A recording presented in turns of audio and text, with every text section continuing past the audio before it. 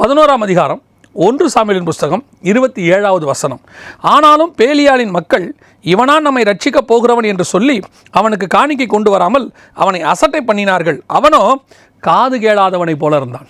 அற்புதமான குணாதிசயம் என்ன தெரியுமா? கர்த்தர் இவனை ராஜாவை அபிஷேகம் பண்ணிட்டாரு. கர்த்தரே அலோ பண்ணிட்டாரு. சாமுவேலும் அபிஷேகம் பண்ணிட்டாரு.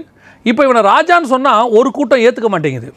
பேலியாளின் மக்கள் ஒரு கூட்டம் ஏற்றுக்க, அதாவது தேவ சத்தத்துக்கு அகைன்ஸ்டானவங்க ஏற்றுக்கொள்ள மாட்டுறாங்க.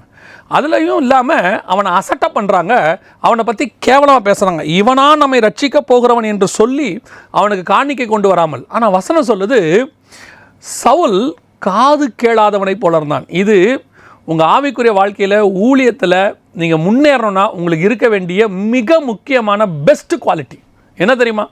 உன்னை தூஷிக்கிறவர்கள், உன்னை கேவலமாக பேசுகிறவங்க, உன்னை தரக்குறைவாக பேசுகிறவங்களுக்கு எதிரில் ஆர்கியூவே பண்ணாதீங்க. காது கேளாதவர்களை போல இருங்க. ஏன் தெரியுமா? நீங்கள் அப்படி இருக்கும்போது உங்களுக்காக வழக்காடுகிறவர் கர்த்தர்.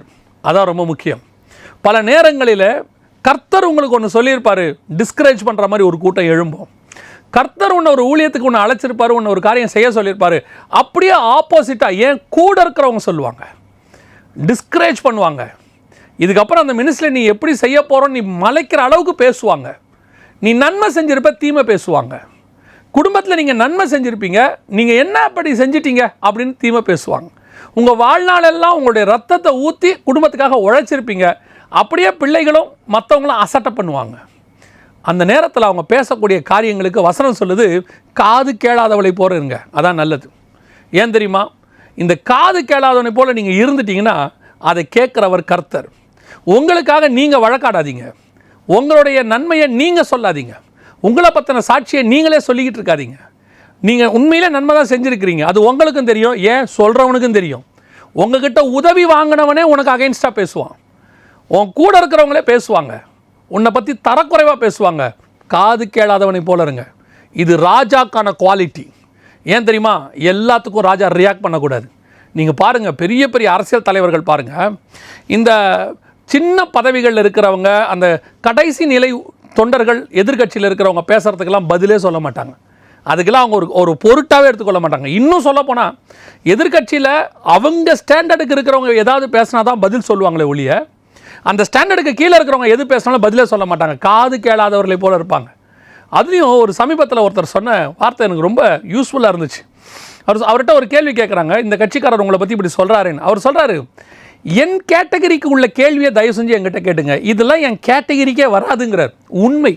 அவருடைய போஸ்டிங்க்கும் அவர் பதவியில் இருக்கிறதுக்கும் அந்த பதவிக்குரிய கேள்விகள்னு கொஞ்சம் இருக்குது, அதை தான் நீங்கள் என்ன கேட்கணும். இந்த மாதிரி ஆட்கள் கேட்குறதெல்லாம் என்ன கேட்காதீங்க. இதுதான் காது கேளாதவனை போல இருக்கிறது.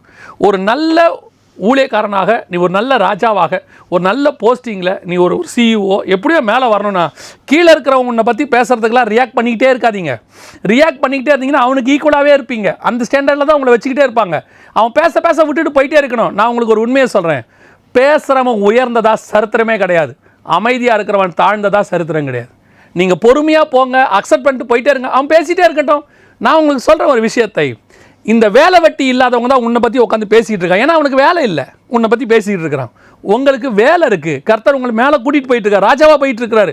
நீங்கள் உங்கள் வேலையை பார்த்துட்டு போயிட்டே இருங்க. ஐயோ அவங்க அப்படி பேசிட்டாங்க, விசுவாசிகள் இப்படி பேசிட்டாங்க, நான் இந்த விசுவாசிகளுக்கு இவ்வளோ நல்லது பண்ணேன், இவங்களே என்னை பற்றி இப்படி பேசிட்டாங்களே, சபை மூப்பர் பேசிட்டாங்களா, சந்தோஷம்ட்டு போங்க. காது கேளாதவனை போல் இருங்க. நாளைக்கு அவங்களே உங்கள்கிட்ட பிரைஸ் தி லார்ட்னு சிரிப்பாங்க, பிரைஸ் தி லார்ட் சொல்லுங்கள், ஒரு பிரச்சனையும் இல்லை. ஏன்? அவர்கள் பேசினதுக்கு நீங்கள் பதில் சொல்லாதீங்க, கர்த்தர் பதில் கொடுக்குற காலம் வரும். எப்படி பதில் கொடுப்பார் தெரியுமா? நான் பேசுனது தப்புன்னு அவன் உணர்கிற அளவுக்கு கர்த்தர் ஒன்று உயர்த்துவார். அவனை தாழ்த்த மாட்டார்.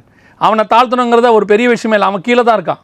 கர்த்தர் ஒன்றை உயர்த்தி, ஐயோ நம்ம பேச அவன் மேலே போயிட்டே இருக்கானேன்ட்டு இன்னும் பேசினா அவன் மேலே போவான்னு அவன் பேசாமல் நிறுத்துவான். அந்த அளவுக்கு கர்த்தர் உங்களை உயர்த்திட்டே போவார். இவங்கெல்லாம் சொல்கிறாங்க இவனா நம்மை ரட்சிக்க போகிறவன் சொல்லி. அடுத்த அதிகாரத்தில் பிரச்சனை வருது. அடுத்த அதிகாரத்தில் ஒரு பிரச்சனை வருது, அம்மோனியருடைய பிரச்சனை. அந்த பிரச்சனை வரும்போது சவுல் தான் இறங்கி ஜனங்களை காப்பாற்றுகிறான். அவன் கோபம் கொண்டு இறங்கி, அதான் கர்த்தர் ஒரு சான்ஸ் கொடுப்பார். உன்னை பேசினவனுக்கு முன்பாக உன்னை உயர்த்துகிற ஒரு சான்ஸ். அந்த உயர்த்துகிற வரைக்கும் அப்படியே பொறுமையாக இருக்கணும். அதான் பைபிள் சொல்லுது, ஏற்ற காலத்தில் உன்னை உயர்த்துகிற வரைக்கும் அவருடைய பலத்த கரத்துக்குள் அடங்கி இருங்கள். அப்படியே அமைதியாக இருங்க. அதுதான் கர்த்தர் உங்களுக்கு வச்சிருக்கிற குவாலிட்டி, ராஜாவோடைய குவாலிட்டி, பெரிய பெரிய கிங்ஸ் குவாலிட்டி. பேசுறதுக்கெல்லாம் உடனே பதில் கொடுக்கக்கூடாது. கேட்குறதுக்கெல்லாம் உடனே கோவப்பட்டு ரியாக்ட் பண்ணக்கூடாது. பேசுறியா, பேசிட்டு போ. ஏன், உனக்கு பதில் கொடுக்குற அளவுக்கு அந்த கேள்வி ஸ்டாண்டர்டு கிடையாதுன்னு அர்த்தம். அவனுக்கு நின்று நம்ம பதில் கொடுக்குற அளவுக்கு அவன் கேள்வி ஸ்டாண்டர்ட்லாம் கிடையாது. நமக்கு வேற வச்சிருக்கிற ஆண்டவர். நம்ம பண்ணு போயிட்டே இருப்போம், அவங்க பண்ணு பேசிகிட்டே இருக்கிறோம். அவங்க பேசுகிறவங்க அந்த மூலையிலே தான் இருப்பாங்க. ஆனால் பேசாத இருக்கிற உன்னை என்னையும் கர்த்தர் உயரத்தில் கொண்டு போய் மேலே உட்கார வச்சிருப்பார். இது சவுலுக்கிட்ட இருந்த 2வது குவாலிட்டி.